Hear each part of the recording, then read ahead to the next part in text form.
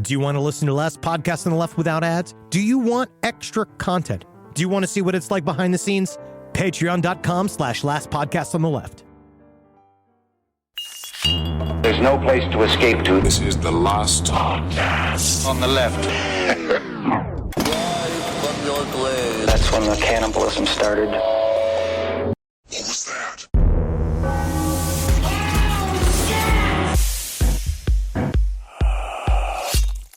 All right, you guys ready? Big deal today. Big deal today. We can't, come on. We're one of the best podcasts in the world, and we can't get better fucking noisemakers. This is unbelievable. We can make noises, boys. We can just make noises. Mine's sick. Happy 600! The goddamn poppers don't work either. Yeah, everything's falling apart. I feel like I'm in a dream. Go. Wow, great. Yeah. Good. So everybody scared after we got shooters running around. This is exactly what we need. Smells like gunpowder in this room. Yes, it does. Smells like my bathroom. Did you know I packed my ass full of gunpowder just to make my poo-poos more explosive? How revolutionary. Welcome to episode 600 of Last Podcast on the Left, ladies and gentlemen. My name is Marcus Parks. I'm here with Henry Zabrowski. I'm in my feelings today. I'm in my feelings, Henry Zabrowski today. Why is that? Okay. It's because this story is a story that we've danced around over the years, and it's come up back and forth. But for number 600, the mystery begins. Ooh. Goddamn right. And we've got the tightly packed Ed Larson with us today. Woo, man, there is no more room in my body. The skin is tight. The skin. And today, the story we're going to be covering, the Black Dahlia Murder, the most vicious crime to hit Los Angeles since the Babes of Inglewood in 1937. Or maybe since we made this city out of nothing, built it upon nightmares that you thought were dreams. There was like full on like a weird inquisition around here. They lost, Eddie. They lost. Well, let's fucking jump right into this shit because I cannot wait. I love this story so much, and it's going to be a fucking journey, ladies and gentlemen. This is a story that really gets the hairs, which is a lot. Yeah, I'm Standing on the back of the my carpet of your back. Yes, it stands. I'm growing 2 times the size I am normal. I'm turning into a calico cat. But this story, I don't know what the hell it is about it this time. And I think it's because of all of the David Lynch I have consumed over all the years that since we have gotten to this point, Twin Peaks Season 3, this whole storyline, I did not realize is essentially Fire Walk with Me. Yeah, this is an extraordinarily Lynchian tale. And it's frightening. There's something very spooky about the mystery around Elizabeth Short. It reminds me a lot of the Elisa Lam story. It also reminds me of John Benet Ramsey quite a bit. This is one of the most famous murders of all time, correct? Sure, an American. How come you haven't covered it yet? Well, we're going to get into that in just a second. Ooh. So on January 15th, 1947, the viciously mutilated corpse of a beautiful young woman named Elizabeth Short was found in a vacant lot in the Leimert Park neighborhood of Los Angeles. Within weeks, she would become known as the Black Dahlia, and her murder would remain one of the most infamous unsolved cases in American history. That gum you like is coming back in style.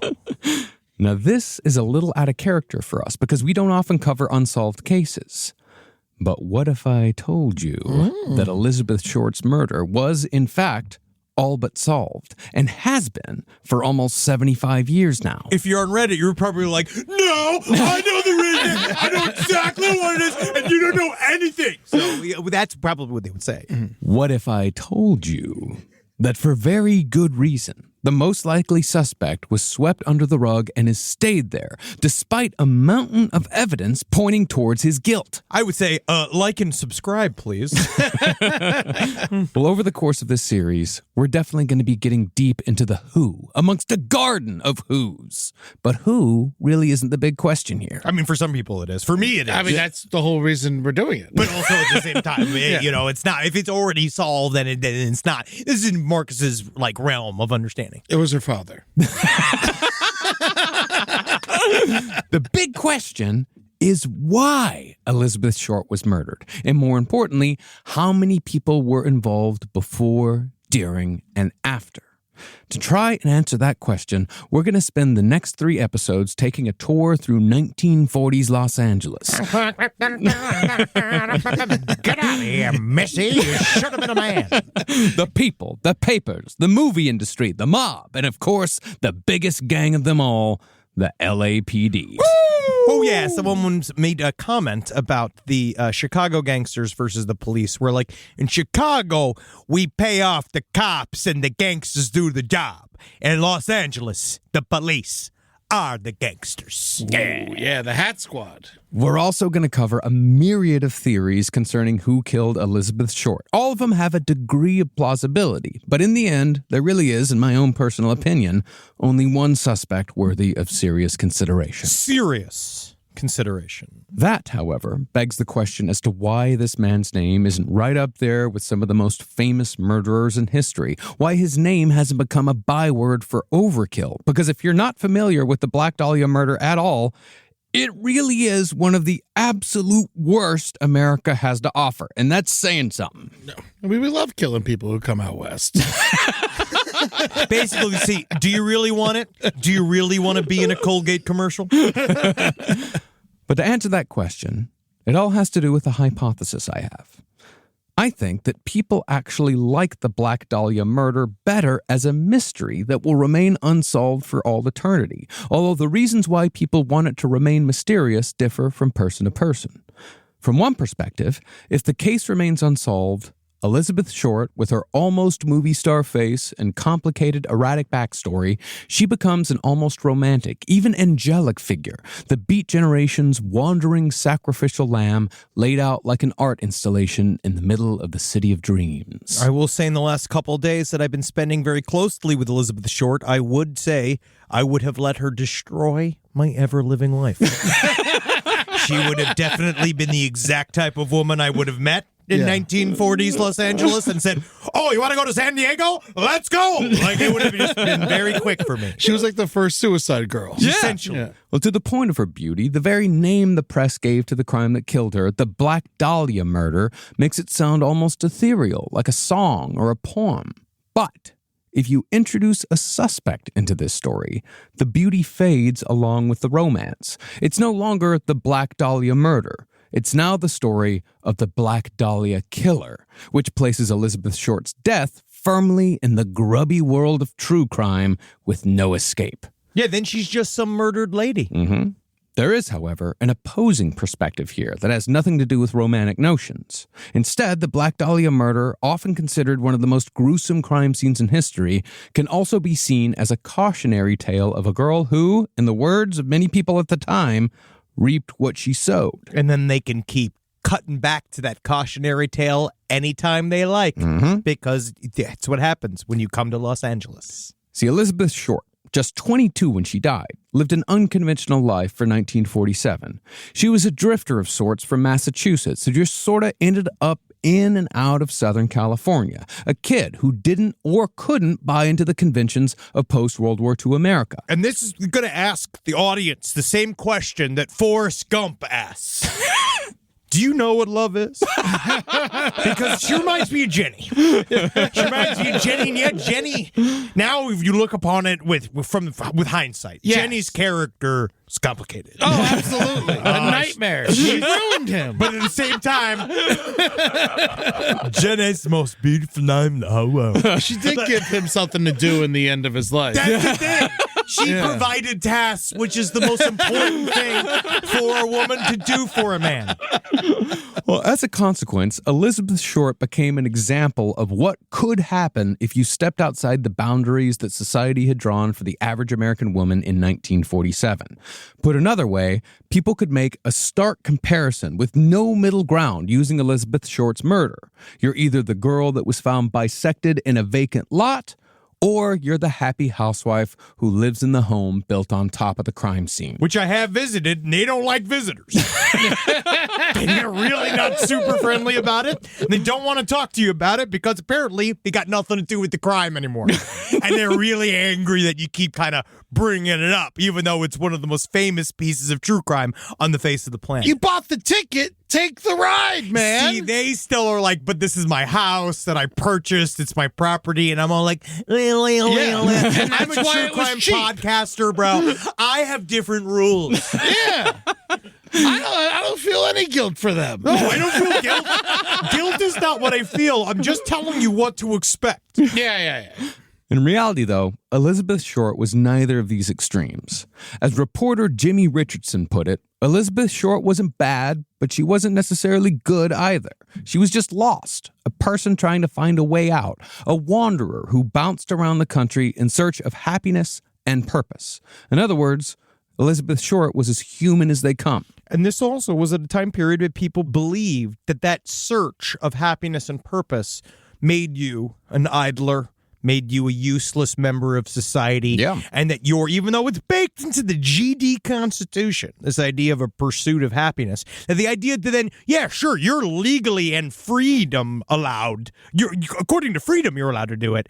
But you should actually be pregnant right now. Yeah. And so I think all of society, when you look at somebody like Elizabeth Short, I view her very, very empathetically because she just didn't necessarily want to be a mom and a housewife. She wanted to go out and just do whatever life was going to take you. And unfortunately, it took her to a vacant lot in Culver City. Or so we assume. That's the thing. We actually don't know a lot about Elizabeth Short's actual motivations, a lot about what she really wanted out of life. We're not really sure. We can just piece together things from what people who knew her said. She's 22, and when I was 22, my only goal was to stay alive. Yeah. Yep. It didn't work for her. But in this tale, there is also a bevy of inhumanity. That savagery lies in the method of her murder and the likely motivations behind it. A story that's filled with 1,000 questions about who did what, when, where, and why. So we're not allowed to play the sound cue anymore because it's fucking they've decided to make joy monetize. But just now, before we get into this episode, I think it's really important for you to shut off all the lights in your home. You got to put on that. If you don't have the Lost Highway soundtrack, you go get that shit. Oh my God, it's so good. Llorando. And this is the time to segue into allow the mystery to take over. David Lynch, this story is central to David Lynch's entire artistic oeuvre. Oh no, this entire episode is scored by Angelo Badalamenti. Yes, at certain points, just in your mind, just think. It's so this. I don't know what it is. This time, this story fucking creeped me out. But to help answer all of our questions, we used 3 sources: the Black Dahlia Files by Donald Wolfe, Black Dahlia Red Rose by Pugh Marie Eatwell, and Black Dahlia Avenger, A Genius for Murder, The True Story, Part 1 by Steve Hodel. There's a lot of perspectives out there. I just also remember, we've watched the movies, I've went and watched whatever documentary footage I could find, and there is so much bullshit that has been jammed into this story over the years. It is so hard to figure out what is real and what is not real, because there was that big bombshell Apple podcast that came out a couple of years ago that I believe that was called Black Dahlia. No. No! Man, I watched the Brian De Palma movie to prep for this, and it has nothing to do with the story. Absolutely. It's another podcast called Root of Evil that tells the entire story from the perspective of the Hodel family, which is also, we don't know if that's real or not, and that takes it entirely that side and say this is the only way that guy could be the killer of the Black Dahlia. We're going to see this a lot. So be patient with us, dear listener. We're going to get to your favorite theory at some point. We're going to talk about it. And you just need to know that your favorite theory might not be the number one. But we'll find out, won't we? It might not be the theory that we subscribe to, but you know what? That's okay. That's called opinion. So on the morning of January 15th, 1947, a woman named Betty Bersinger and her 3-year-old child were walking through the half-finished neighborhood of Leimert Park, a small neighborhood in Los Angeles that was still dotted with grassy vacant lots waiting for a home to be built on top. But as Betty and her daughter strolled down the 3800 block of South Norton Avenue, she noticed broken glass on the sidewalk and a large black cloud of flies buzzing over what seemed to be 2 separate objects lying just off the footpath. Mommy, I want to go in the field. I want to play with the flies. Mommy, let me go in the field. I want to meet the devil, Mommy. Mommy, I heard flies announce the coming of the devil. I told you, Scotty Jr. You can meet the devil when you commit suicide. I'm going to eat the flies. I told you, we have flies at home. These are better. These are covered in blood. Oh, no, we can't go over there. That's evident. Now, when Betty got closer, she thought, perhaps unable to fully process the sight before her, that someone had cut a mannequin in half and thrown it on the grass. She thought it was a mannequin because the objects were porcelain white. Her first concern, however, was this unsettling sight might frighten some of the kids playing in the nearby park. I want to play with the dead woman's open wounds. No, Scotty Jr., I told you, we have dead woman wounds at home. I want the neck. So she decided to call the city to see if someone could come do something about this mess in the vacant lot. She knocked on the door of a nearby house, reported what she saw, and went about her day, shopping at the mall while one of the most enduring mysteries in true crime history unfolded in that lonely vacant lot.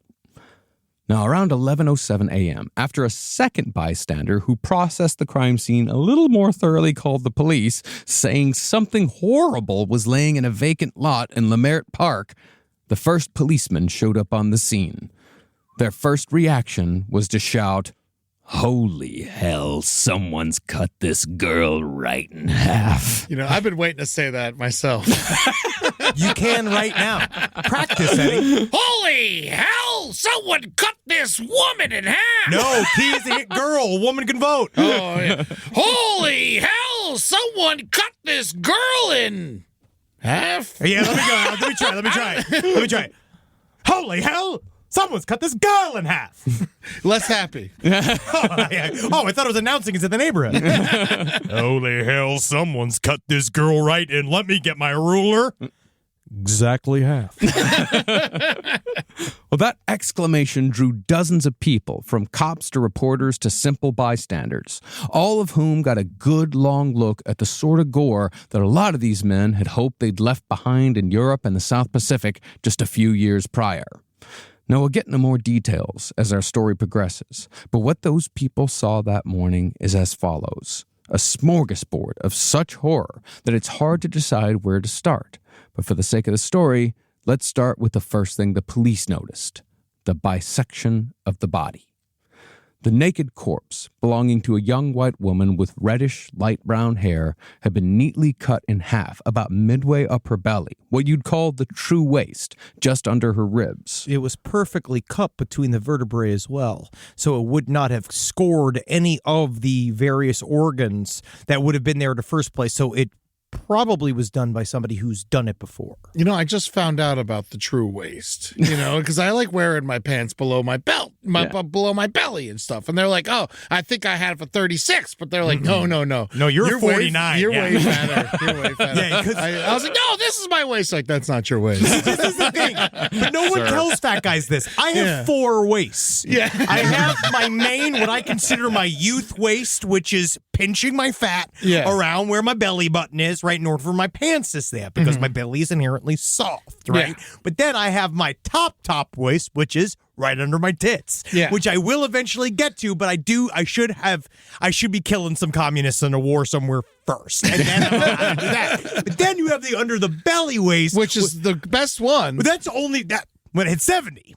Then I get the suspenders over the waist through my shoulders, and once the suspenders are involved, 4th waist becomes the shoulders. Whoa. Which is then where the pants do indeed lie, because that's where the weight of the suspenders is.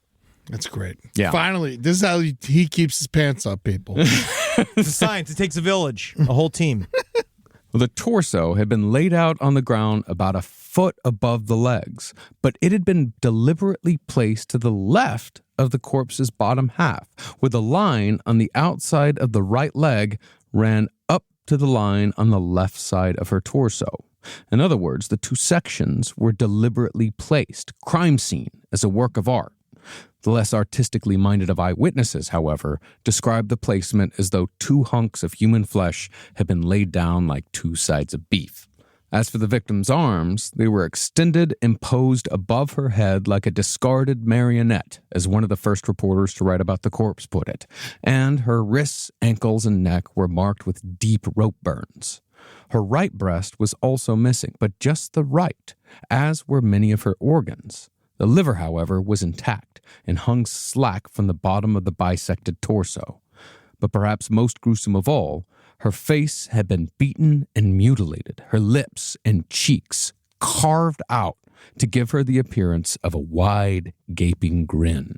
And I want to say thank you, Marcus, for sending me all the pictures, because I was looking online. I couldn't find the proper uncensored pictures of the body, because I want to look at it. Because I had them. I think it's important, and I was really thankful because Marcus went to his books that he had them in, and he took pictures of them and sent them to me.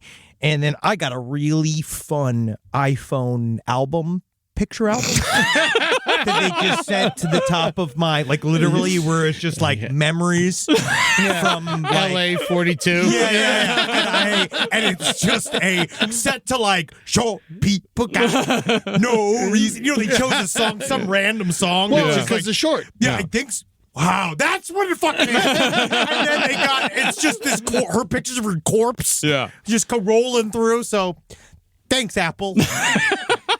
I appreciate you not sending me the pictures, by the way. I'll send them to you later. I'll send them to you in an album. I'm actually going to get them printed. And put them in my pillowcases like you used to do in college. But what we're going to do is we're include them in our new advertising partner, Storyworth. It tells the story of all different types of your home and your family. And you can put any sorts of pictures from the morgue in there that you want. You can add whatever you want to it. That's the point. I didn't realize her organs were missing. Some of them. Really? Yeah. Did they ever find them? No. So they might have been sold. Maybe they weren't doing that. No, all the they way weren't back sold. then. No, they weren't. No. I'm just trying to make some money here. Her organs were gone, and her bass drum couldn't be found either. Hey! No, it was immediately obvious. Hell yeah, be sad. Yeah, man, be super sad about that one. Fucking leave those hands on your face in shame for the rest of the fucking episode. I'll just be in my little corner. Now, it was immediately obvious that this person had been killed elsewhere, not just because of the time it would take to mutilate someone like this out in the open without someone seeing, but because there was very little blood on the grass. In fact, the body had been completely drained of blood, in addition to being washed or soaked in water.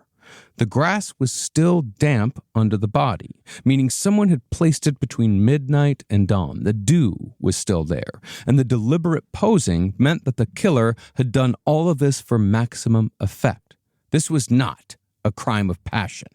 This was deliberate. And if you look at the scene, I think that's why it's also important to have the full scope of the crime scene pictures. It really was on display. Like, this was not hidden behind anything. It wasn't dumped on a lot. Like, sometimes people, like, when they do these sorts of ornate, when they do an ornate crime scene like this, it's normally where the crime happened. Look at BTK. Look at the Boston Strangler, whoever, if whether or not it was Albert DeSalvo.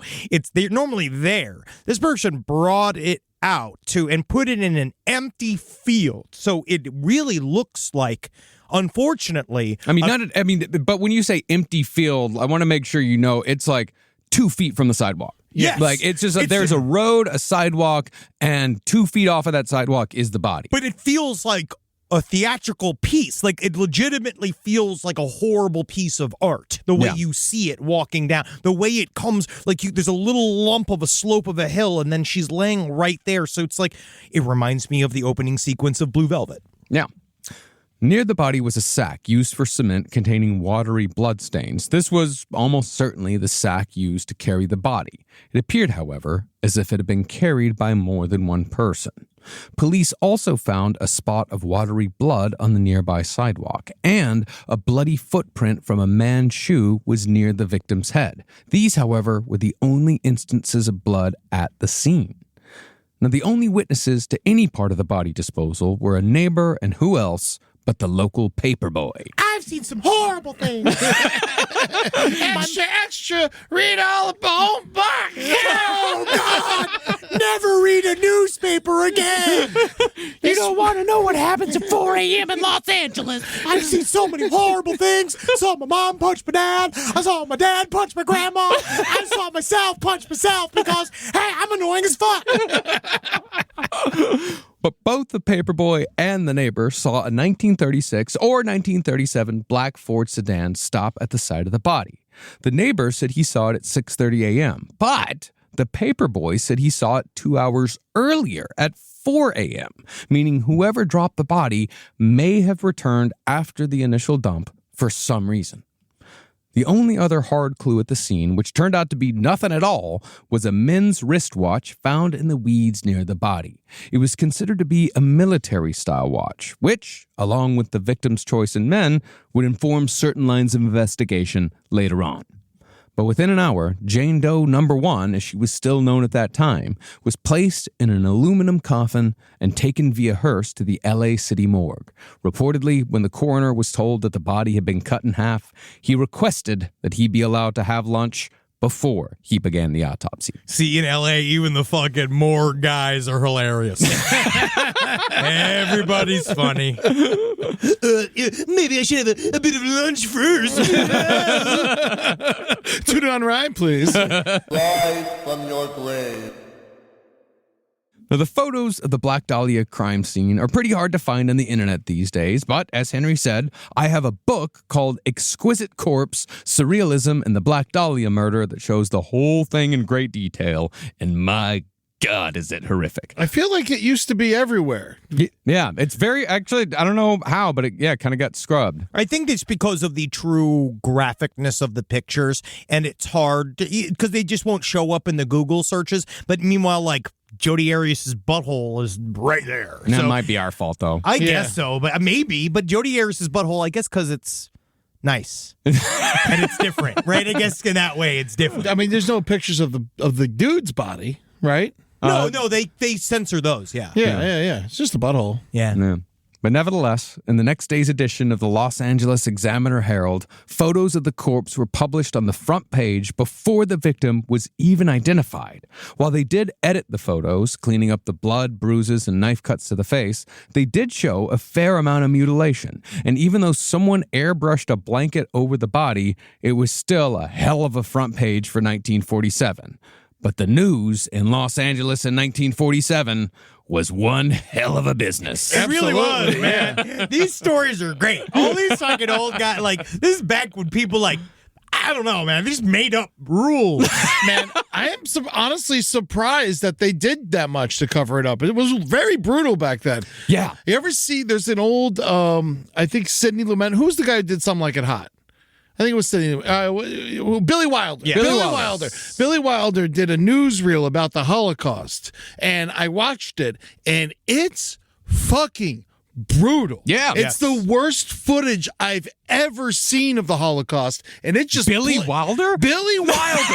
And it just plays, and it just played at movie theaters as children are watching it. It was just like, terrifying. Have you ever seen the photographs of Ouija? No, Ouija's photographs, that's what I was going to bring up. Ouija was a crime scene photographer in New York City, and his pictures are fucking graphic, extraordinarily graphic, and they were printed in the newspaper like every day. You had the worst gore you could possibly fucking imagine, just printed in the newspaper. And they had like the tabloids were all like murder scenes too back then. Well, I also think back in the day, more people like, I think maybe I'm wrong, but I feel like from the 30s to like 20s to the 40s, like more people on an everyday basis had to like kill one of their own pets.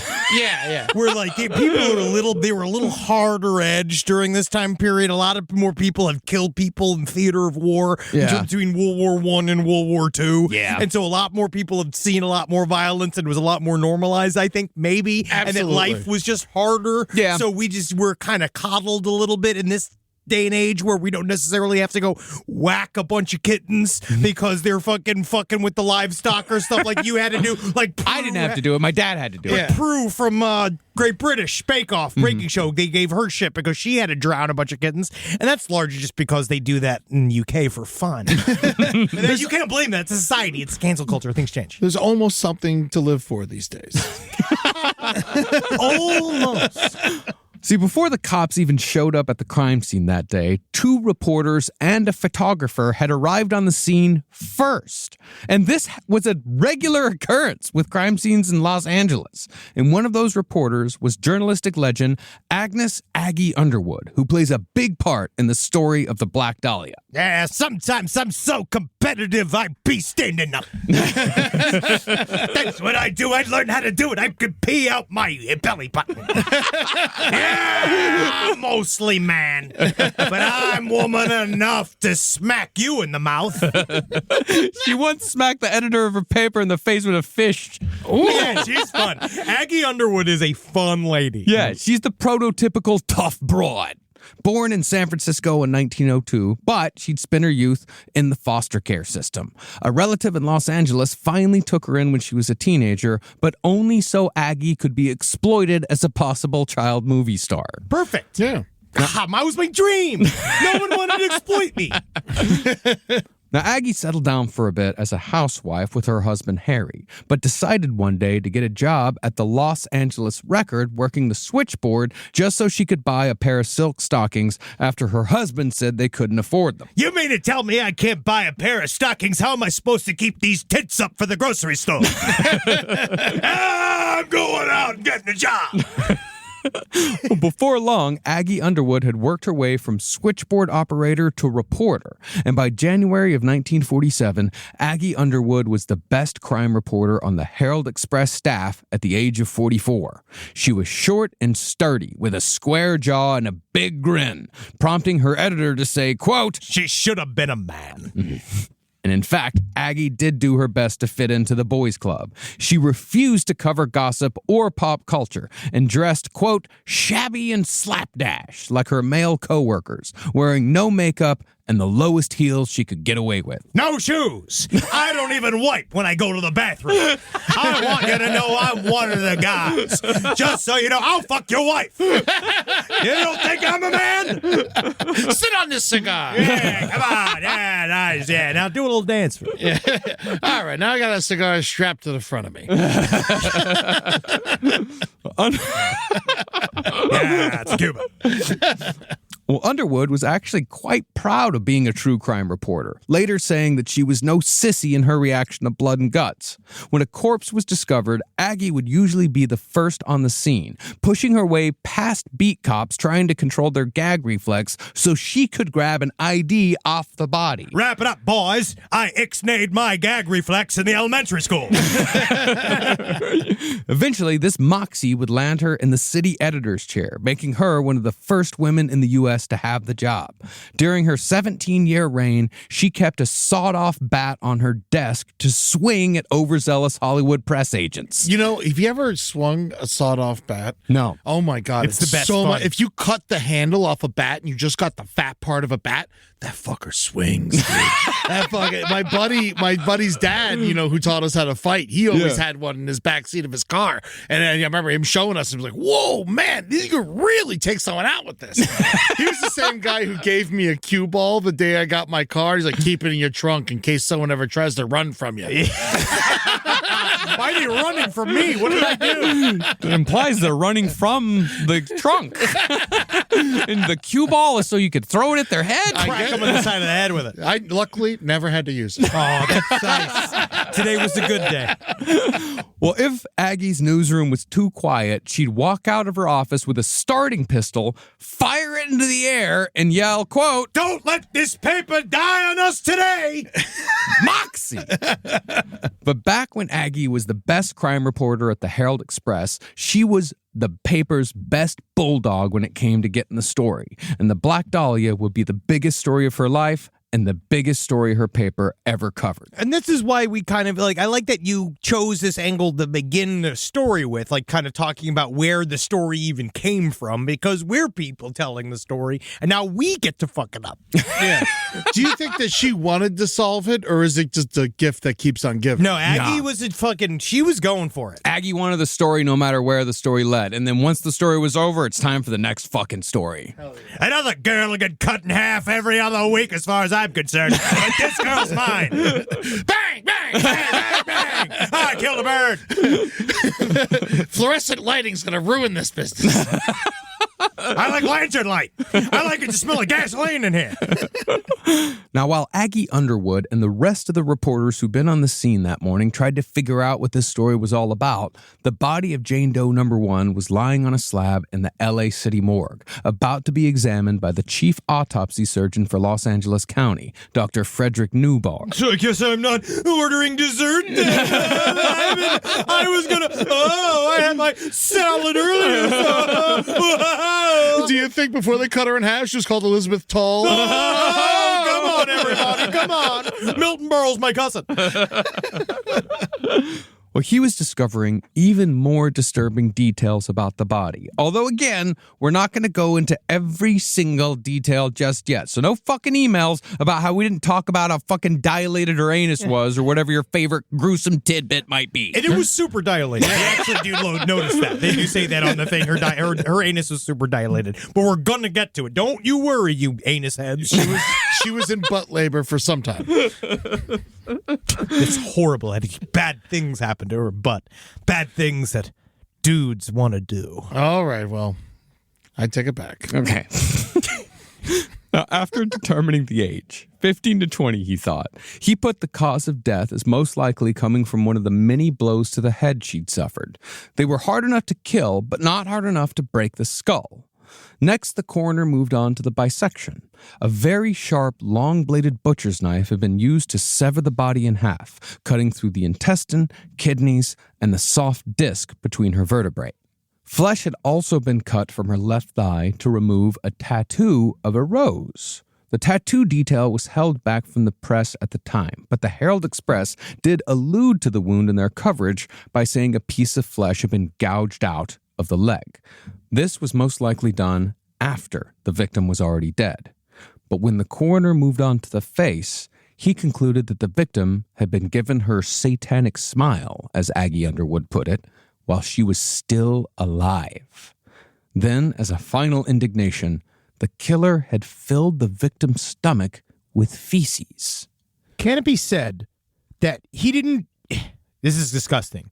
It's not that he, quote unquote, he filled her stomach with feces, but probably fed her this feces. Quite possibly. And they're also now there's one kind of talk that it might have been fertilizer. Yeah. Was their stomach cut open? No. Like the actual, so there was just poop in the stomach. Yes. Yeah. So it had to have been fed to her. Yeah. Yeah. That's how that gets in mine. Yeah.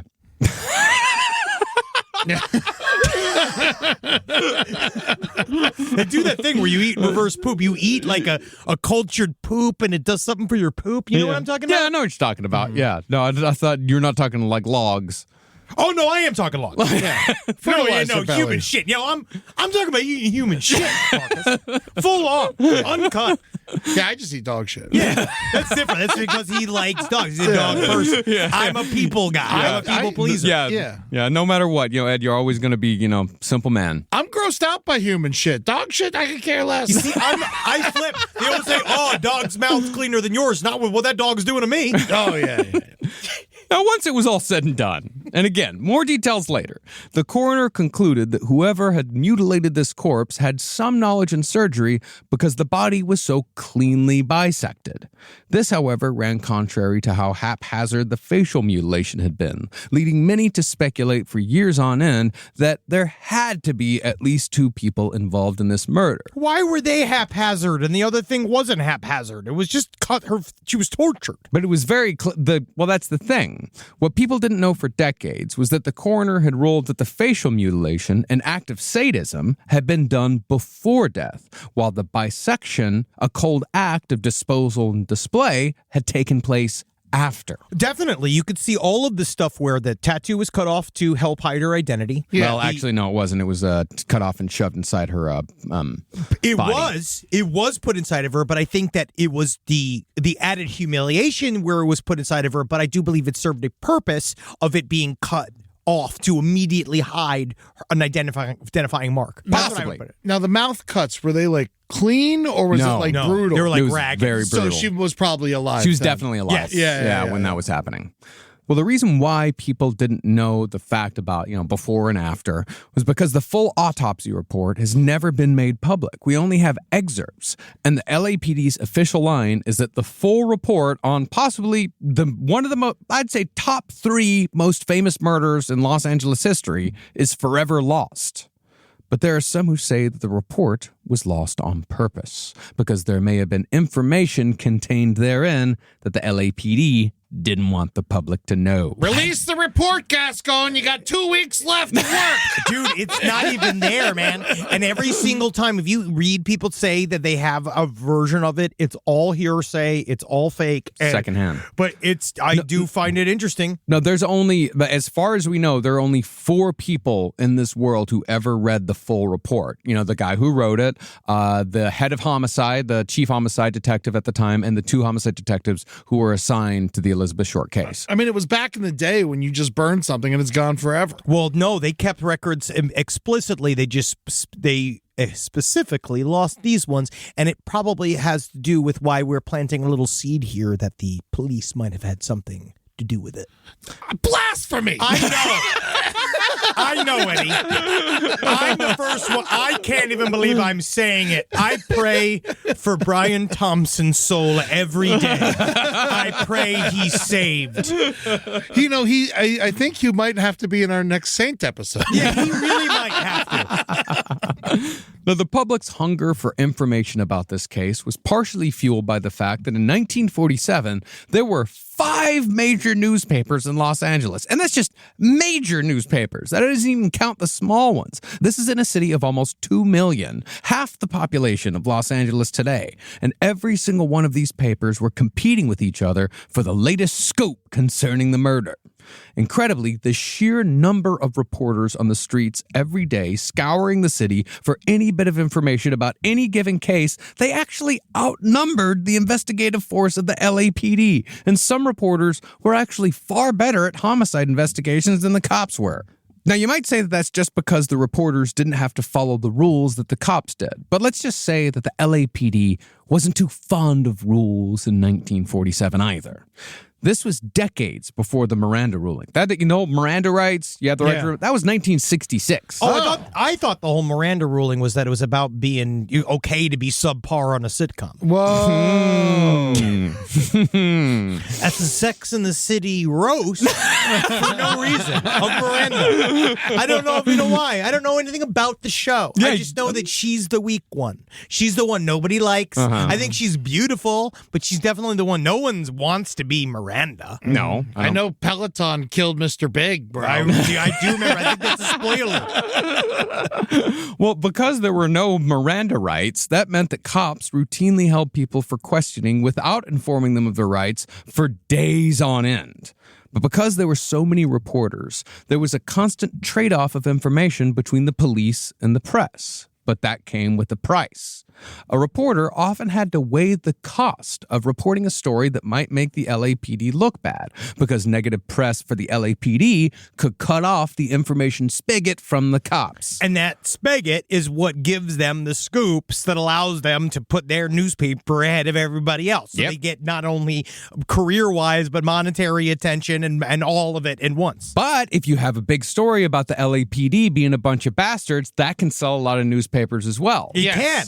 As long as, you're paying off the cops, you can get any story you want. Well, as long as that then they all go to jail. You know what I mean? They're still doing it. The dude fucking sold Kobe's pictures, But such was their collaboration that some reporters were even given badges by the LA County Sheriff to gain restricted access to crime scenes. They could also use these badges to help themselves out when they ran afoul of the law. Like, say, if a rummy reporter had a few too many one night and got stopped on Sunset Boulevard, you just flash the badge and you're good to go. Listen, I saw you drive on the median for 4 miles, but now that I see that you have a badge, you go right on ahead, officer.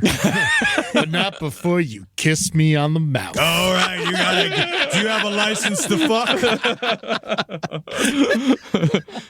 The first reports from Aggie Underwood at the Herald Express described the killing as the act of a werewolf fiend. Those are the words she used. And for many days afterward, the Black Dahlia murder was referred to as a werewolf attack. I mean, of all of the murders to call a werewolf attack. Yeah, I mean, not literally, of course. They weren't saying there was a werewolf loose in Los Angeles, but the mutilation certainly played a number on the imaginations of the local Angelinos. Seems more vampire to me because there was no blood.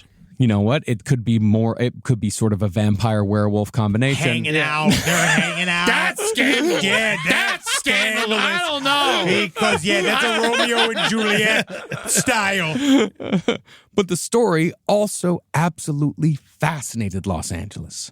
The Los Angeles Examiner edition that featured the airbrushed photos of the crime scene with the headline, "Fiend Tortures, Kills Girl." That sold more editions than the one announcing Pearl Harbor. But before long, police would identify the young woman found in the vacant lot from her fingerprints, which had been wired to the FBI using an early version of the fax machine called a sound photo. That's where they yelled descriptions of a photo through a big bullhorn. She's cut in half. Yeah.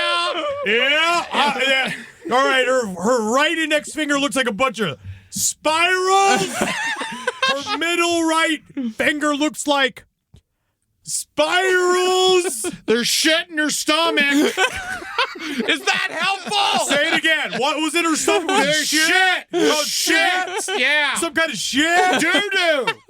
Dookie.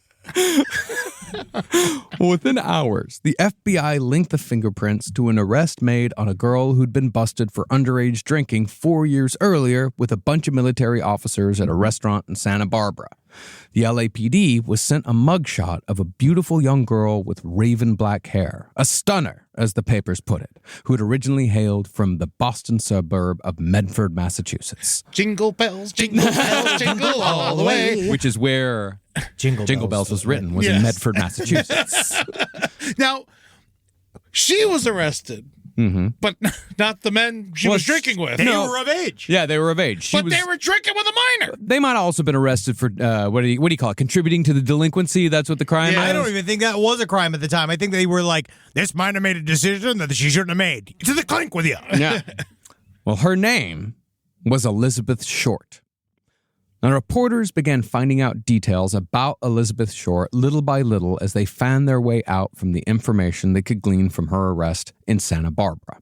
Back in 1943, she'd been working as a clerk at Camp Cook in Lompoc, California, and had once won the base's Cutie of the Week contest. Just understand that back in the day, I feel like... It's World War II. We're in the middle of World War. Yeah, we're in World War II here. World War II, I think that the idea of like winning Cutie of the Week always leads to their death. Why is that? Why the beauty? Yeah, any kind of beauty queen. Anyway, there's something about saying now that's the cutest girl that's ever. Oh no! The background just here. The Twin Peaks music. She was wrapped in plastic. And some girl who's just used to being second best is now Cutie of the Week, waiting for her. Well, that's the thing. The second best girl ends up That's Hillary Clinton. Because she learns, get better early. Well, Elizabeth Short's boss at Camp Cook said that she had a childlike charm and beauty, but she was shy. But as far as she'd known, Elizabeth never smoked and rarely drank. All she knew is that Elizabeth had disappeared in 1943 to parts unknown after a rumored sexual assault. Now, Elizabeth's father, Cleo Short, was also from Medford, Massachusetts, but lived just 2 miles from where Elizabeth's body was discovered in 1947. Reportedly, he reacted coldly to the news of his daughter's death and was mostly uncooperative. Yeah, I moved here from Boston. I don't care where my daughter is. You want some Al Pastor? Yeah, I found this dude. It's this wonderful thing. It's called Al Pastor. Have you had it? You ever had a taco? Yeah, Cleo's a piece of shit. He was a fucking awful man. Yeah, her father was a piece of shit. Well, he'd actually moved to Los Angeles on his own in 1945, but hadn't seen nor spoken to Elizabeth since she'd started working at Camp Cook 4 years prior to her death. He'd been an absent father in her childhood, and while they had tried to reconnect in California, he'd cut ties with her because he didn't approve of her lifestyle. Back in Boston, we'd call her a whore. Yeah. I ran away. Do not call me. Most cruelly, though, was what a reporter from the Los Angeles Examiner did to secure details about Elizabeth Short's life. See, while the Herald Express had Aggie Underwood, the Examiner's city editor was a man named Jimmy Richardson, a recovering alcoholic in his 50s who was said to be, quote, the last of the terrible men. Yeah, I'll have a Coke. Also, bring me 20 packs of cigarettes. Bring me the Spider-Man. The last of the terrible men. The last of the terrible and we men. know there's been lots of terrible men since him. Have you ever seen the picture? Really terrible. Have you ever seen the picture of Jimmy Richardson? No. He's awesome. He looks just like, he reminds me of J. Jonah Jameson. Yeah. It's very similar. Like, he's got a big cigar. He's like chomping on a cigar, and it's all just been like, a dead girl looks green to me. You know, Well, Richardson was a newsman without fear. He once waged a one-man war against gangster Bugsy Siegel in the 30s. But Jimmy Richardson was also a man without conscience who would do anything to get a story. He had one of his crime reporters call up Phoebe May Short, Elizabeth's mother, and tell her that he was a reporter covering a beauty contest that her daughter had won, and he just needed a little more background on the bathing beauty. So the mom didn't know that her daughter was dead? No and idea. Then got this phone call? Got this phone call from a reporter like, hi, this is Jim Phelps from the Los Angeles Examiner. Guess what? Your daughter's won a beauty contest. beauty contest. It wins a beauty contest. And you want to know and I just need to know a couple how of many sailors did she have sex with back in the Did your day? daughter have sex with a lot of sailors? Man. After the reporter gobbled up details about Elizabeth Short, happily relayed by her mother, he was ordered by Jimmy Richardson, listening on another line, to pull out the rug and tell Phoebe May that actually her daughter had been murdered and left next to the sidewalk in a vacant lot. Comment? Let's see what happens when we take the puppy away. Ghostbusters 2. Him just going like, yeah, do it now. Pull the rug. Yeah. God, she's sad, huh? I bet she's sad, huh? Oh, yeah. $20. I want that bet. Hold on, right? Get the quote. Oh, it's, oh my God, my daughter. I'm so sad. I'm so sad. How do I write crying down, Jimmy? Just write tear, blubber, blubber. Now, what the Examiner reporters had learned was that Elizabeth was a free spirit of sorts, the third daughter of 5 born to a single mother. Elizabeth was also a high school dropout, dropped out her sophomore year. Friends from Medford later described Elizabeth as a fashionable girl who was destined for a more glamorous world than the Boston suburb could offer. In other words, she was the type of girl who moved to California. But they also described her as a bit manic-depressive. Using the parlance of the times, they said she'd be gay one minute and blue the next. That's what happened to my father the one time he was gay. Yeah, he immediately got blue. No, that's just because he's a fucking That biker cop life is right. It was wild. But it's interesting. I was reading, got into this deep research on Elizabeth Short. I find her interesting, and they said there was something that she had, which is called the walk. That she would do this walk that people said that she'd been doing since she was like 15 or whatever. And they said that it would get to the point where they would see cars get into accidents as she walked down the street. They always kind of talked about her, about she was just kind of like, which we've said She put the base in the walk. She did, yeah. And there's something about this, like, you were born in Texas. You needed to get out of Texas. Yeah, and everyone knew that I needed to get out of Texas, Yes. like to the point where they were almost rude about it. Oh, Well, very you much got so. the walk. He did, and that's how they knew. Because one of my legs is shorter than the other one. It's a bit of a stumbling walk. But yeah, Elizabeth Short was just like naturally had this. And the other words they always use for her too is natural vamp. Yeah. They saying that there was something about her always that men just flipped out over. She was very good with guys. She was I guess people talk about like that. She would sort of like in a Gone Girl kind of way, where she was a guy's girl. Yeah. She would hang out with the guys and fucking like she was cool in that way. But She was could kind of hang fashionable. out with anybody. Yes. Yeah. And she was just like that. She just was a shapeshifter. Now, Elizabeth certainly wasn't going to stay in Medford, but she also didn't have a good idea of where else to go. In her short 22 years, Elizabeth had lived in Miami, Chicago, Long Beach, Los Angeles, and a handful of other cities, with her most recent address being in San Diego. And so, after discovering where she'd most recently lived, Richardson told his crime reporter to drop everything and head to San Diego to dig up whatever he could find.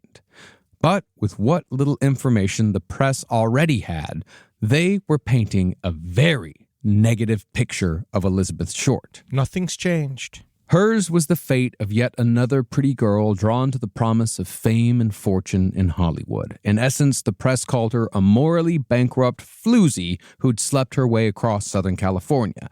Endless reports about her supposed sexual escapades soaked the papers, and before long, the desecrated innocent became, in the words of author Pugh Eatwell, a temptress prowling the rain-soaked streets of an urban film noir. Cool. Yeah. Yeah, I like her then. Why is that bad? I think that's cool. It's super cool, yeah. Yeah, but I get it at the time because she did have a lot of relationships and she did kind of use guys. Well, that's the thing is that she had.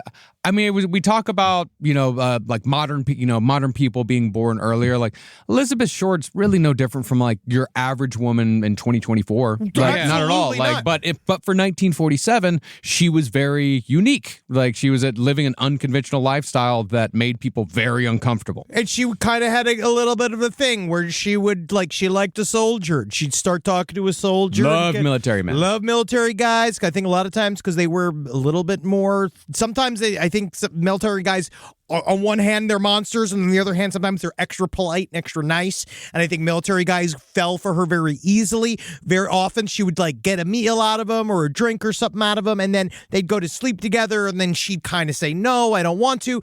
And that was a part of what, of course, at the time was like one of even the worst sins than actually fucking is you led men on. The tease. The tease at the time was so much worse, which is why they keep pointing toward this idea she must have done something to deserve this. Yes. Yeah, you're either a prude, a tease, or a slut. And you can't either- win no matter what. Yeah, you're fucked on all three. Yeah.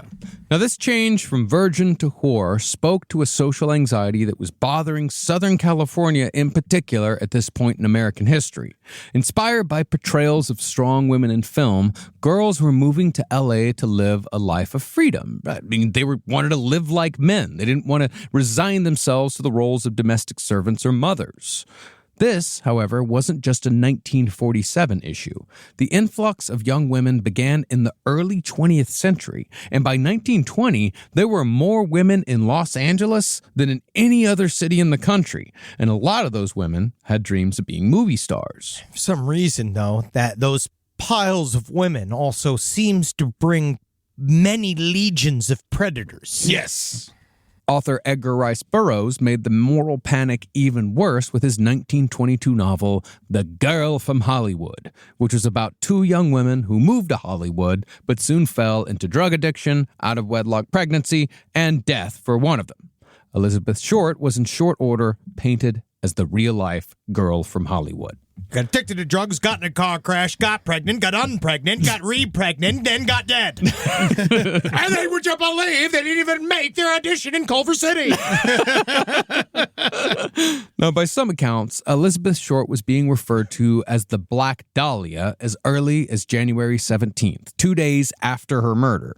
But it actually took several weeks before that little detail came to define her entire existence. Jimmy Richardson, the last of the terrible men, if you'll remember, said that he invented the name. I invented the name. While Aggie Underwood claims that she invented the name. I discovered the Black Dahlia. But in reality, the name Black Dahlia had been given to Elizabeth while she was still alive. Elizabeth had jet black hair and liked to wear it high. And when she lived in Long Beach, she was known to frequent a drugstore wearing a black two-piece lacy bathing suit. She naturally caught the attention of the local men who began calling her the Black Dahlia, after, appropriately, a Raymond Chandler film noir that had been released the year before called The Blue Dahlia. And she liked playing into it. Very much. She very much enjoyed attention from men. We'll get more detail about some of her personal relationships, but... And I'm not judging on that or anything. No, not at all. No, but there was a little bit of a shtick to it where, yes, she was a little gothy. There are some people that say that she was way more gothy than she was. And at the time, there was sort of a redo on what they call Victorian funeral fashion. Mm-hmm. There was kind of in pop culture, that was kind of coming back up like this in terms of like kind of dressing in this gothy way as in a fashion statement. But she also would use like this fabricated sob story quite a bit, where she would tell stories of an old fiance that died. We're going to get into all these details. Yeah. And so partially it fit that character as well. But part of the reason why the name caught on in Los Angeles was that there had actually been several local murders that had been labeled with a flower. Murders that had been covered by Aggie Underwood herself. Which is probably the reason why she did probably cement the name. Yeah, she definitely. I think she almost certainly cemented the name. One of those was the White Carnation murder, so named because a white carnation had been found on the top of the body of a dead waitress. Along with that, you had the Red Hibiscus murder and the White Gardenia murder. Oh. But... put flowers on me. You gonna come put flowers on me? But all of those have faded into history because no name had the poetry of the Black Dahlia Murder. Rise from your grave. Now, under Jimmy Richardson's direction as city editor, the Los Angeles Examiner was one of the first papers to put together a more 3D portrait of Elizabeth Short. In San Diego, at her last known address, she'd stayed with two women named Elvira and Dorothy French. Elvira had found Elizabeth sleeping in the Aztec Theater a little over a month before the murder and had invited her to stay at her home out of pity. Why Elizabeth was sleeping in the Aztec, seemingly hiding out, no one knows for sure. That's one of those details we will get to. Also, the Aztec Theater is not looking very good recently. It's not. In San Diego or here in Los Angeles? The one in Los Angeles. No, that's the Mayan. Oh, no, there's also the Aztec, which is a big movie theater. Oh, really? Yeah. I didn't know about it. Yeah, it's the one downtown. Yeah, it's looking real rough. Really just came to a halt here. I'll go masturbate there later. Yeah, good. Thank you. You're not going to be alone. Yeah. You won't be. In memory of Fred Willard. Now, Elizabeth had told Elvira and Dorothy that she'd gone to L.A. to be an actress, but was looking for work in San Diego in the meantime. She also claimed that she was a recent widow. Her husband, she said, a one-major Matt Gordon, had just been killed flying over India. And she further claimed that she'd given birth to his child, but the child had also died. Now, it's hard to tell if any of this is actually true or just an exaggeration. Elizabeth Short was admittedly a bit of a fabulist. She told stories to either garner sympathy or make herself seem more interesting, because she was, after all, just a fucking kid in her early 20s. What'd you do on Tumblr? Like, what did your life look at, my 40-year-olds who used to be 22-year-olds? What did that shit look like? I remember some of y'all back in the day. I remember some errant nipples. Well, she probably didn't have a kid because there'd be some sort of record of it. Yeah, she did not have a kid. Well, that's the thing, is that, I mean, Major Matt Gordon did exist. He did die over India in September of 1945. Elizabeth Short did receive a telegram from the Major's mother informing her of his death, but the mother said that she sent telegrams to all of her son's friends as a courtesy, and there's no evidence of a marriage between Matt Gordon and Elizabeth Short, nor is there any record of her giving birth to a child. My call is she was a lot more attached to Matt Gordon than he was to her. The mother did not want her in her son's life, and I think that she roasted her by saying this after the fact, saying, "Oh, I sent notices to everybody," never wanted her to be in her son's life. And then I think her son was also like not necessarily her soulmate to him. Yeah. Like she was not his soulmate, but he was hers. Yeah, she just happens to be the last person he was with before he went overseas. Yes. Quite possibly. Now, these half-truths that Elizabeth told about herself make it a hell of a lot harder to figure out what was really happening in her life during this time period. But she did tell Dorothy and Elvira that she had an inside track to Hollywood through some celebrity and was doing some work as a movie extra. That's also, we don't think there's no record. Proof. There's no record of her as a movie extra. There is some like a very short piece of video footage that is thought to be her, but it's just her on the street. Yeah, it's not a movie. We don't really know, and we don't really know what's going on here. This is where it's like, this is where the mystery for me comes from. Like, This is the unknowable person. This is the Laura Palmer of this story, where you're watching this person who everybody got a different read on her. Everybody said that Elizabeth Short was extremely charismatic, fun to be around, like this party, but then also just got really, really, really sad. And she'd have this like moody thing, and there's just something about her. I can see her. Yeah. I don't know what it is. I can see her, and I get what she's doing. She's a myth maker for herself. Like, if she had made it through all this, she could have been an artist. She could have been anything. Yeah. You know? But what's known for a fact is that on some nights, a knock would come at the door of Elvira and Dorothy's home while Elizabeth was staying there. She would refuse to answer and would become terribly frightened, but would also refuse to say anything about who might be on the other side of that door. And those for you to remember, this is up to a month before her death. To make things even more mysterious, about a week before Elizabeth's body was found, a man and a woman arrived at the house where Elizabeth was staying in a car driven by a second man. 3 people had shown up in San Diego looking for Elizabeth, but when they knocked on the door, Elizabeth got panicky and refused to answer again. Just reminds me when they call in Mulholland Drive, when they call the guy with the big hat. Yeah. She saw some shit, probably. Quite possibly. Well, that's one of the big theories. Yeah. All Elvira and Dorothy knew was that Elizabeth suddenly wanted to leave San Diego as quickly as possible after that encounter with those 3 people. And 2 days later, she left with a tall, red-haired, freckled man in his 20s named Red. I'm gonna fix everything.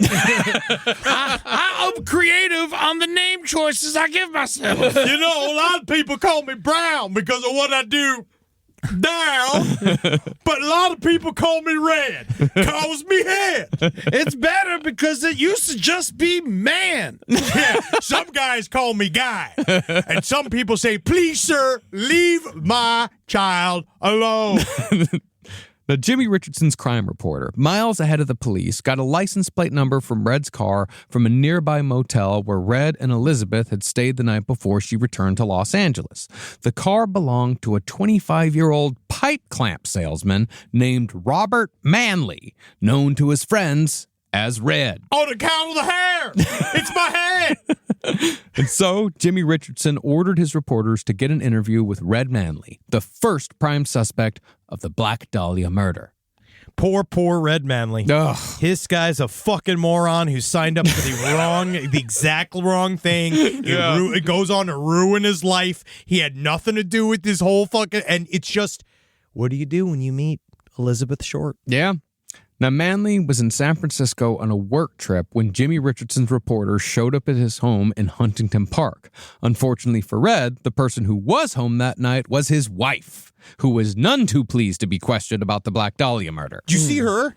She was smoking. His wife? His wife was beautiful. Like, I kind of can't, because he's like, the reason why we're doing this stupid voice for him, because he looks like Opie. Yeah, You know what I mean? he's got the red hair and the freckles. And he's an asshole. Flopping ears, he looks like a moron. But she's just this, like, his wife is hot. Yeah, that's Red Manley for you. He must have a big schlong. Yeah. Well, I don't know. Maybe. He's tall. He's got that fucking egg-shaped head. That might mean he have a big, long, weird foreskin penis. You know, what's funny is that now that you say that and I think back to all the, You know what I'm saying? I did. He's probably real Irish. He's probably a boxer. He's got the hottest tool disease. Yeah. Well, as soon as Red returned from San Francisco, he was ambushed and arrested by cops and reporters. Immediately, he said, quote, I know why you're here, but I didn't do it. Yep. Immediately. First thing he said. Now, Manley wouldn't talk to the cops or the reporters who would help find him. But where Jimmy Richardson left off, Aggie Underwood stepped in. In the most 1940 speech you could imagine, she, according to her recollection, told him, quote, Look, fella, you're in one hell of a spot. You're in a jam, and it's no secret. If you're innocent, as you say you are, you tell the whole story. And if you haven't anything to hide, people can't help knowing you're telling the truth. That way, you'll get it over with all at once, and it won't be kicking around to cause you more trouble. Yeah. Taking Aggie's advice, Manley told his story to her first, then repeated it over and over again to the police. What else do I have to say? It was movies, and I didn't know, and I'm fucked now. Okay? What am I supposed to do? Look at me. Look at me for a second. Don't tell my wife. Oh, fuck. Well, he said that he had met Elizabeth Short in San Diego the previous December, just after he and his wife had a baby. According to Manley, his marriage was going through an adjustment period. Yeah, it's called his wife was healing from giving birth to your child. So he decided to test himself with a pretty young girl to, quote, I just wanted to see if I could still love my wife. That is literally what he said. He said, I wanted to see if I still love my wife. But it turns out, yes, I do. I certainly do. Now, he claimed that he never slept with Elizabeth Short, but they did ride around, dance, and have dinner. They did kiss, but he said that when they did, she was, quote, kind of cold. I think it was because she was cut in half at the time. Now, Manley left Elizabeth in San Diego after their first fling, but returned the next month on January 8th, when he offered to give her a ride back to L.A. at her request. That night, though, before they left, they danced and had some drinks, and Manley said that Short was happy until they got to the motel room. You want to make it? You want to do it upside down? You want to do it in the booty hole? I've never done it before. I've heard people do it in France. He said that she became sullen and silent, and when he tried making a move, she said that it was her time of the month. Oh, yeah, you got an appointment with your oboe fixer? Well, luckily my name's Red Manley. Yeah, you know how it is. I didn't think I got that nickname. It was my hair. I'm actually extremely allergic to period blood. And she refused to even discuss sex. Manley said, fair enough. But the suspicious part of the story began the next day on their way back to Los Angeles. Well, have it your way. I'll go ahead and fuck myself. I was going to anyway. Maybe she was just mad because they didn't drive the 2 hours to Los Angeles and stopped in the middle so we could blatantly try and fuck her. Well, it's because she was trying to, this is where the mysteries are, right? This is where all the big mysteries are. So she's hanging out with him. We don't really know why she's hanging out with him. Yeah. Like why she found, because she just went, you. Yeah. She needed a ride. Yes. But even before that. It was before that. Yeah. Like she was building him up as another. I think that Elizabeth was in a lot of trouble and was looking for potentially, and I mean this in all generosity, for somebody else to maybe catch that trouble who was not her. Or to help her with her trouble and be ready to fucking take her to where she needs. Yeah, I don't think Red Manley would have in any way whatsoever been able to, like, take the blame for whatever it was that she had. I mean, two men show up to kill me, you protect me. Ah, maybe. And maybe something I get away. Like, literally, I need cover. Maybe. But by the time they made their way to Laguna Beach at around 5 p.m., Elizabeth got anxious, staring intently at every car that passed, straining her neck to see who the passengers were while saying almost nothing. But when they finally got to Los Angeles proper at around 6:30 p.m., Elizabeth said that she needed to go to the Biltmore Hotel to meet her sister because she was planning on returning home to Medford, Massachusetts. Elizabeth Short's getting the fuck out of town, or at least trying to. She says she's trying to. To him. Yes. And so Manley dropped Elizabeth off at the Biltmore, and the doorman later said that Elizabeth waited in the lobby for 3 hours. Finally, she left alone at around 10 p.m. But she did make several calls. Yeah. And that was the last reported sighting of Elizabeth Short until her body was found in Leimert Park 6 days later. Well, official sighting. Official sighting. At least less credible. Credible Yeah. sighting. And she wasn't killed that night because her body would have been more decomposed, right? Oh, yeah. They, and then there are, quote unquote, what they call the missing week, as we'll get into. Yeah. Now, Manley's alibi checked out easily enough. He was playing cards with his wife and friends the night of the murder, and his wife further said that it was absurd to think her husband would kill anyone because he fainted at the sight of blood. Honestly, I get scared when I fart. I don't know what I'm supposed to do, even thinking, cut a breast off. You don't cut a breast off. You massage your breasts until you make a child. Well, as far as his sensational interview with Aggie Underwood went, Red Manley was quoted as saying, I'll swear on a stack of Bibles, and I'll tell my minister, too, that on January 9th, that was the last time I ever saw Betty Short. I did not kill her, but, brother, I'll never cheat on my wife again. and he didn't, mostly because she divorced him. That's how you stop that. Yeah. That's how you nip that in the bud. Yeah, Get man. them involved in a fucking one of the worst crime scenes in recorded history. Yeah, about a year after the investigation, she divorced him, and he never fully recovered from being the first suspect in the Black Dahlia case. Suffered numerous nervous breakdowns as a result. Yeah, he was like in an insane asylum, right? He had to be put away for a little while. Yeah, It and then ruined his life. It did. But what was Already pretty fragile as it was, it seems. Didn't know I was hanging on by a thread, I was. But what was strange about Red Manley was what happened to Aggie Underwood just after her interview was published. Aggie, the best true crime reporter the Herald Examiner had, was pulled off the case without explanation. Well, in response to getting taken off, Aggie sat in her editor's office and did an embroidery for hours until she was put back on the story. You see what I'm making? It's a set of balls. I'm running out of pink. Says home is where the nuts are. And she soon after uncovered an interesting link between Elizabeth Short and another murder that had occurred about 2.5 years prior. On October 12, 1944, a woman named Georgette Bauerdorf was found murdered in the bathtub of her West Hollywood apartment, raped, beaten, and asphyxiated. A military badge was stuffed in her mouth, which led the LA Sheriff's Department to believe she was killed by a military man. Yeah. Good job, fellas. The thing, though, is that, or is it somebody that wants you to think it's a military? Yes. Yes. And furthermore, Bauerdorf was a junior hostess at a club called the Hollywood Canteen, known to be frequented by men in the military. And who else should be working the same job at the same club at the same time as Bauerdorf but Elizabeth Short? Dude, just like all the girls in Twin Peaks worked at Two-Eyed Jack's. Yeah. Believing it to be too much of a coincidence, Aggie published an article linking the two murders with the incredible headline, "Werewolves Leave Trail of Women Murder Victims in Los Angeles." Now, Georgette's diary had been confiscated by the LAPD after she'd been murdered, and it was discovered upon second look that there were quite a few entries about Elizabeth Short and the time the two girls had spent working at the Hollywood Canteen. Laura Palmer's fucking diary. Yes. Yeah. Of most interest was their relationship to a then well-known actor named Arthur Lake. Arthur Lake had played Dagwood in a series of 28 movies based on the comic strip Blondie between 1938 and 1950. Lake was known for playing light romantic roles, but was always a bit of a mama's boy. Hardly a werewolf type. Yeah, he looks like a fucking cholo if you see his face. He's got a goofy face. He's got sort of a sad sack look. And the fact that he does sort of looks like Dagwood. He looks exactly like Dagwood, yeah.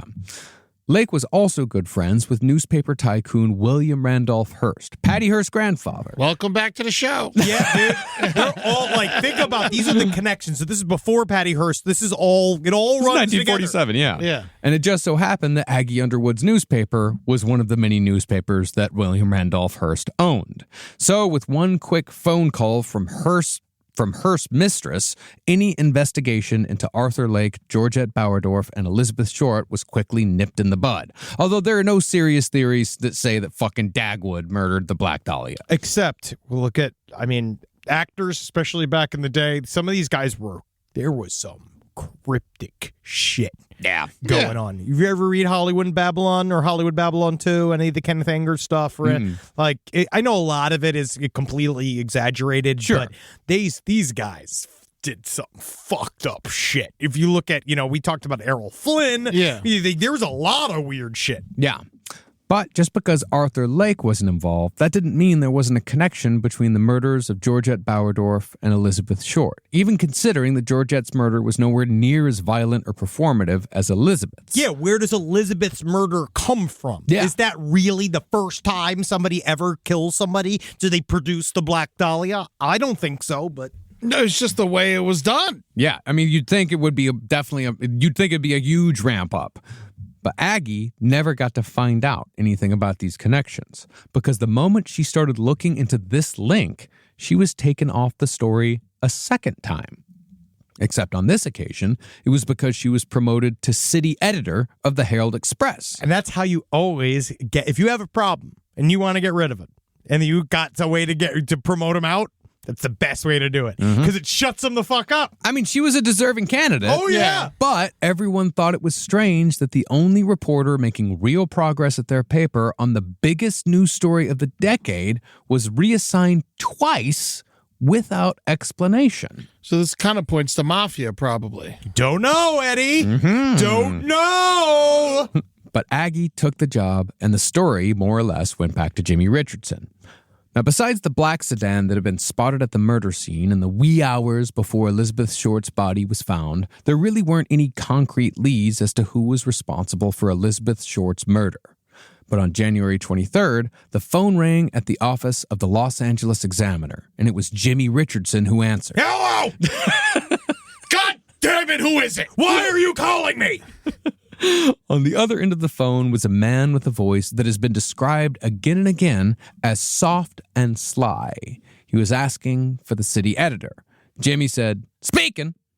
And so the soft voice replied, "Well, Mr. Richardson, I must congratulate you on what the Examiner has done in the Black Dahlia case.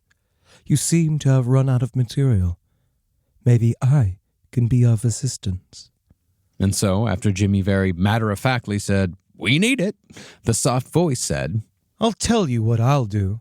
I'll send you some of the things she had with her when she, shall we say, disappeared." Now, immediately, Jimmy wrote the words, "Trace this call," on a piece of paper and handed it to his assistant, who jiggled the receiver arm on Jimmy's telephone to get the attention of the switchboard girl. The soft voice went on to say that he had Elizabeth's address book, her birth certificate, and a few other items that she had in her handbag. When Jimmy asked when they could expect these items, the soft voice said, "Oh, within the next day or so. See how far you can get with them. And now I must say goodbye. You may be trying to trace this call." Flabbergasted, Jimmy sat back in his chair, lit a cigarette, and said, I think I might have been talking to the killer of the Dahlia. And sure enough, 2 days later, a package arrived at the Examiner's office postmarked January 24th, the day after Jimmy Richardson had gotten the call. Written on the front of the package in words clipped from newspapers and magazines was this: "Here's the Dahlia's belongings. Letter to follow." And inside, among other things, was Elizabeth Short's birth certificate, social security card, and a baggage claim check for 2 suitcases and a hat box at a local Greyhound station. But most important was a brown leather notebook filled with names and numbers, what appeared to be Elizabeth Short's address book. Strangely, the name Mark Hansen was printed on the front, and believe you me, we'll be getting into Mr. Hansen on the next episode. But even more strange was the fact that several pages had been cut out of the book, meaning that it was possible that whoever sent it didn't want the reporters or the police to have certain bits of information. Like their name. Yes. Oh, yeah. But lest the police get too excited, the entire package had been soaked in gasoline, which meant that there were no usable fingerprints on anything that was inside or outside of the envelope. That was true freedom back in the day, that you could just mail a package soaked in gasoline. Just postman whistling. Yeah. Not liking this package. Like smelling the hell out of it. 4 days later, though, the promised letter to follow arrived at the Examiner. This time, it was a handwritten message, and very short. It said, quote, Here it is. Turning in Wednesday, January 29th, 10 a.m. Had my fun at police. Black Dahlia Avenger. Now, the cops awaited January 29th like it was Christmas Day, and they couldn't wait to find out what the fuck Black Dahlia Avenger meant. Oh, they're very excited. Yeah. I would be if I was a police officer during this time. Oh my God, I can't win, I can't win, I can't win. They figured it was probably in reference to some sort of wrong that Elizabeth Short had committed, either real or imagined, that the person who had killed her had avenged something. Mm-hmm. But once January 29th came, they thought that they were going to find out for sure. But January 29th came and went. The next day, another postcard arrived at the Examiner, this time returning to the cut and paste method. It said, quote, Have changed my mind. You would not give me a square deal. Dahlia killing was justified. And after that missive, the newspapers in Los Angeles and the offices of the LAPD were flooded with letters and postcards, supposedly from this Black Dahlia Avenger, making it impossible to tell what was real and what was a hoax. I wonder if the actual Jack the Ripper has any idea what he did. Yeah, what he started. Yeah, like the fact that this is all tied back and it's all been the same. They've been doing this shtick ever since because of him. This guy, the Zodiac, BTK. Mm-hmm. It's very interesting. I'll always it's fascinating. I like it when they yell at the police. The false leads overwhelmed the investigation on both sides, and while there were 4 viable fingerprints taken from the second postcard, it was believed by the FBI that only the first package and the first postcard were from the actual killer, although they may also have their reasons for holding that opinion. From there, though, the police had to contend with a mountain of what they called confessing Sams. These were men and women who didn't do the crime, but wanted to take credit for the murder anyway. And that's important to remember throughout this whole series, is how people, fucked up as it is, we've seen it with John Benet Ramsey. Yeah. We've seen it with, people want to be attached to the story because it gives them some meaning. And so we're going to see a lot of that. It was interesting, though, that at least one confessing Sam got attached to another brutal murder. Just a few weeks after Elizabeth Short was killed, another woman, a 45-year-old pilot, army nurse, and bit player named Jean French, was found beaten and stomped to death on the corner of Grandview and Indianapolis Avenue. On her torso, someone had written a message in lipstick, "Fuck you, BD," presumably, "Fuck you, Black Dahlia." Which doesn't really make sense. Nope. Because it's what are you mad about? Nope. Unless to be honest, it sounds like it could be. They said it could also be "fuck you, BP," but it could have, who knows?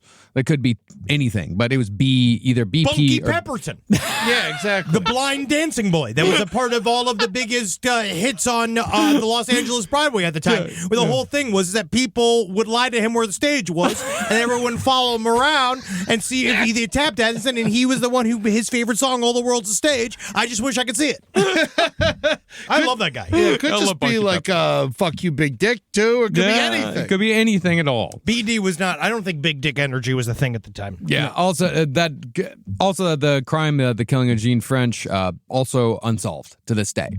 The cops believed at the time that Jean French had been murdered in a rage by the Black Dahlia killer because 2 days earlier, the Herald Express had declared that a man named Joseph Dumais, who would spend years confessing and recanting about Black Dahlia, was the man who murdered her.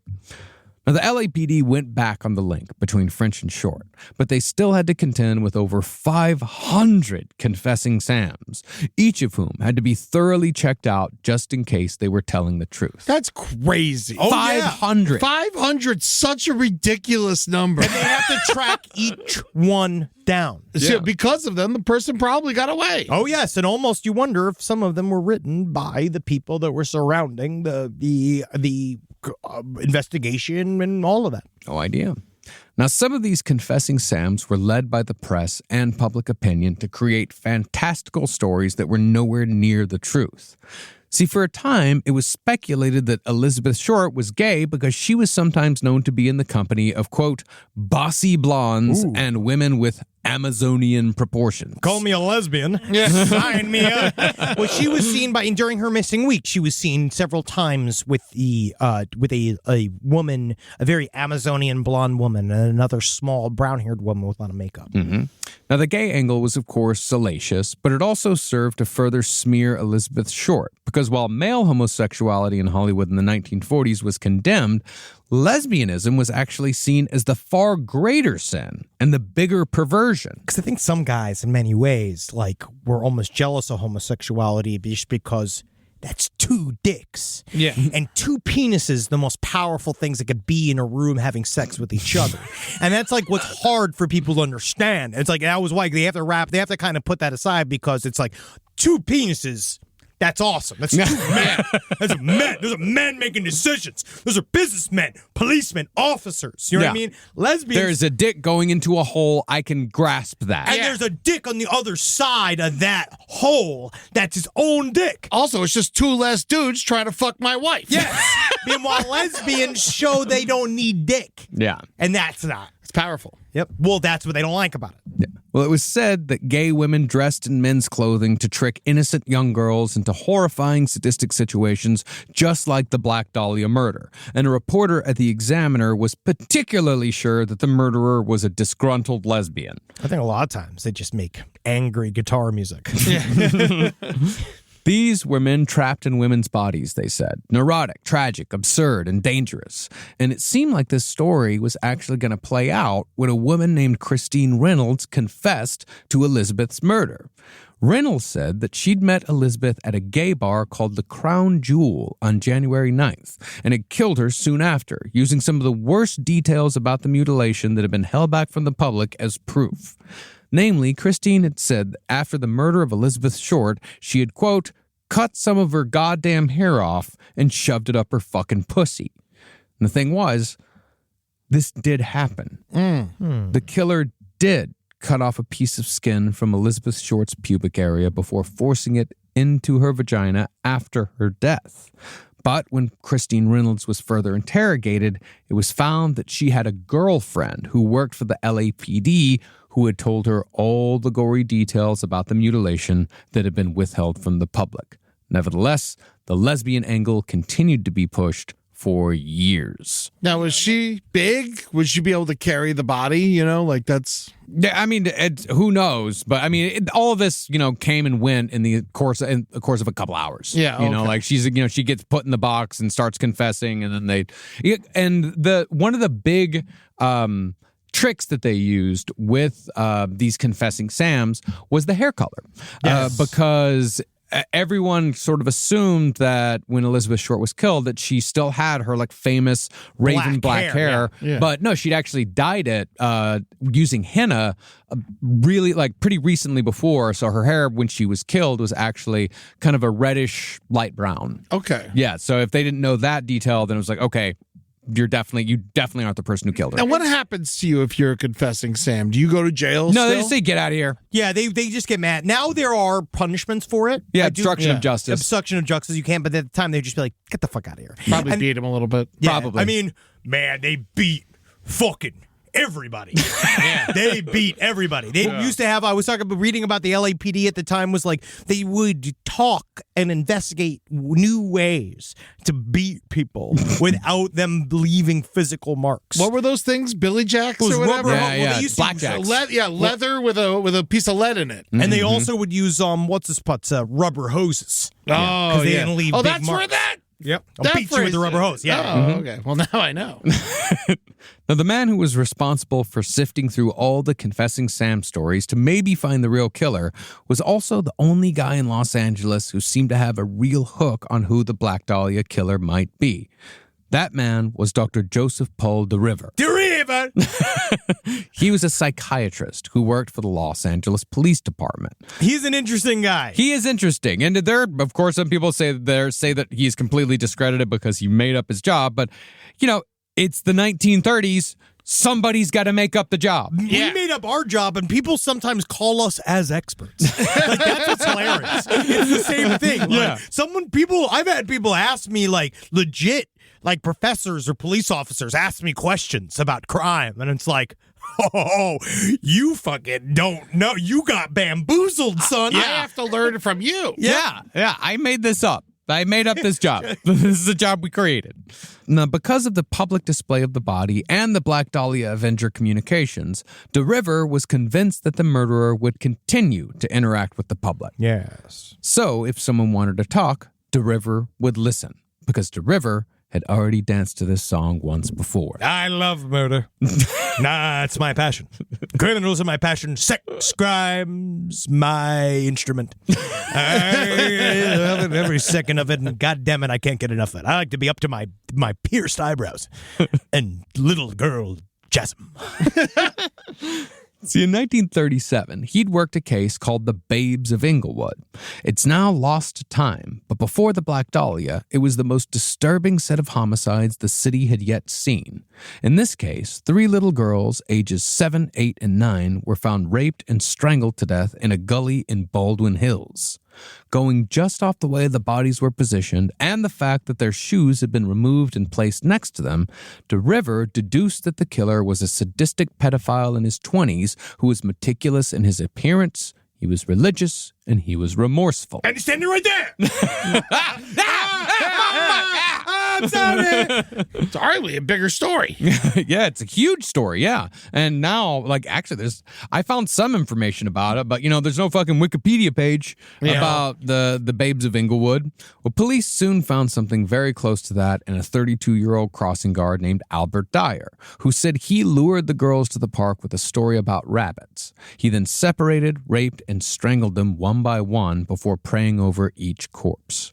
DeRiver's mostly accurate profile was among the first to ever lead to the capture of a killer in Los Angeles, so DeRiver became a sort of star expert thereafter. He also established the LAPD's Sexual Offense Bureau, which led to the California Sexual Offender Registry that was created partly because of the Black Dahlia murder.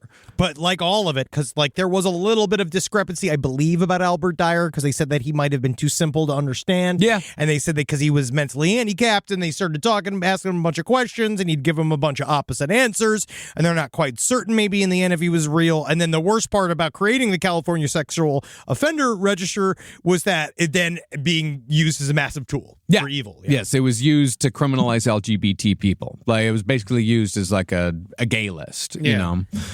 And that was used mostly during the sex crime panic of the 40s and 50s. But DeRiver's actual target with this registry was sexual psychopaths like the man who had killed Elizabeth Short. DeRiver believed that particularly nasty sex offenders should be castrated, tattooed on the forehead, and get their ears clipped to a sharp peak so children could easily identify. We're going to make them terrifying? Yeah, it's like one of our researchers put it, it's like he wanted to turn them into actual goblins. And there's a couple of them where it was like, I'll do that anyway. Thank you. Oh, but for free? The government's paying for this?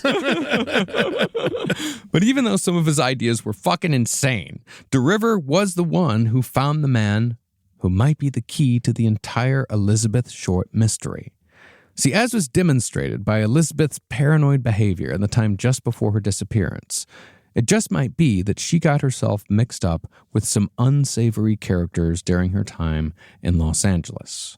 These unsavory characters were the men who ran the city's underground, men who had the power to not only cover up one of the most famous murders in history, but to eventually derail an indictment that would have almost certainly resulted in a trial that could have introduced a lot of uncomfortable questions. And it's with these men, those questions, and the world where all this happened that we'll return to the Black Dahlia murder next week. Ooh. Call me. Dial your number. Go ahead. I told you I was here. You invited me. It is not my custom to go where I am not wanted. I love Lost Highway, man. Now reading lines from Lost Highway. All of this shit fucking... I don't know why this stuff creeps me out. Yeah, man. Because I think that as we get deeper into Elizabeth Short's story, and you see more and more of, like... the reason why this really hits the David Lynch vibe more than anything, besides the fact that he told the story about how he got hit up by a police officer when later on in life, and David Lynch he's like, I got something to show you, something that you'd really want to see. And David Lynch is all right. And then they got dinner at Musso and Frank's. This is according to David Lynch. Mm-hmm. And he said they had dinner and they talked about stuff. And he was like, at the end, the police officer looked at David Lynch and said, so you're into the Black Dahlia case. And David Lynch is like, it's sort of the cornerstone of a lot of my work. And he's like, I want you to tell me what you think of this. And reached into a case and he pulled out a picture of the body of Elizabeth Short lying in the grass. And David Lynch said that it was in front of him. He said he says he looked at it for 10 minutes. Had he never seen it before? He'd never seen it before. It was a new picture of the Black Dahlia body. And then he took it away. And it wasn't until he was at home later on that night that he said, what was the difference? What's wrong with that picture? And he was like, it was at night. The body was not found until the morning. Yeah, until 11 a.m. It wasn't photographed until about 11 a.m. Yeah, that is his. So David Lynch has got this. So this whole thing is so fucking mysterious, and we just started it. Yeah. So it seems to me like this person, whoever did it, probably killed a bunch of other people. Maybe. If they were very romantic about it and taking photos of their work and shit. Maybe. Possibly. Or otherwise, just be trying to get away with it. I don't know. Or it's just one of those where we don't know what patch of grass it was in. I love this. I fucking love this shit. Yeah. There's a lot. I mean, there's a million theories about who may have done it, why, the motivations. Like for every argument you could make, there are 6 arguments you can make against it. And that's what's awesome. I guarantee you there are people that just because I said the name Dr. Joseph DeRiver have discredited every single thing that I've said before or after. Yeah, sure, because you even mentioned Joseph DeRiver, because in their theory, in their world, they must remove Joseph DeRiver from the picture completely for their theory to be true. But that's why we're going to go through as many of the theories as we can. Yeah, we're going to go through a fair amount of them. Like next week, we're really going to be getting into like some of the other theories, some of the really interesting things, some of the stuff that does have to do, that relates to the art world, some of the stuff that relates to the cops. And then on episode 3, we're really going to get into the theory as to who, personally, I think is the best suspect and why. We're going to talk about some of those sweet men you mentioned earlier. Yes, we are. Those very sweet men. Unsavory. Unsavory men. Unsavory, yes. And you can go to patreon.com/lastpodcast and left. You can watch us yell about this. You can also go and see us live on our stream. 600 episodes of this shit. God damn. Technically, I do believe, with all the numbers all together, it's probably like 645 or something. I think it's actually more. I think we're getting pretty close to 650 at this point. But yeah. it don't matter. But guess what, man? We make the fucking rules. Yeah. And that's what it's like. And that's the problem when the newspapers go rogue, because then they make reality, which is what we just did. By changing our numbers, we can do whatever we want. And we go to lastpodcastandleft.com. Go see us live. That's right. We got Atlanta coming up. It's going to be so much fun. The Coca-Cola Roxy, big ass space. So come and check us out there. And after that, we got what's after that? We got Dallas in February. We got the Ryman Auditorium in March. Detroit in April, right before 420. That's going to be a lot of fun. I don't want to get stuck in Michigan on 420, by the way. And oh, dude, it's gonna we're gonna bring our own stuff too. Oh, yeah. Right. What's the 420 version of Devil's Night? Ooh, go to sleep night. Yeah. Everybody smokes weed and watch Great British Baking Show until they fall asleep night. And of course, Toronto is also this next year. That's on May 3rd. Don't forget to buy your tickets to that. It's at the Elgin Theatre. Yes. And so, hail Satan. Do your best to not be Black Dahlia this week. Try. You know what I mean? Yeah, hell gain it. But also at the same time, be free. Yeah. Don't let that make you afraid. No, be free. Like Elizabeth Short, but not just like her. Because obviously you don't want the same result, but she was free. And hail Elizabeth Short, she seems like a really cool person. She got her moments. Yeah. She really does, yeah. And I would have thrown it all away for her. You really would have. God, Yeah. she would have fucking destroyed you. Exactly my type. I would have hired her to be a bartender at my restaurant. Yeah. Goodbye. Bye. Bye.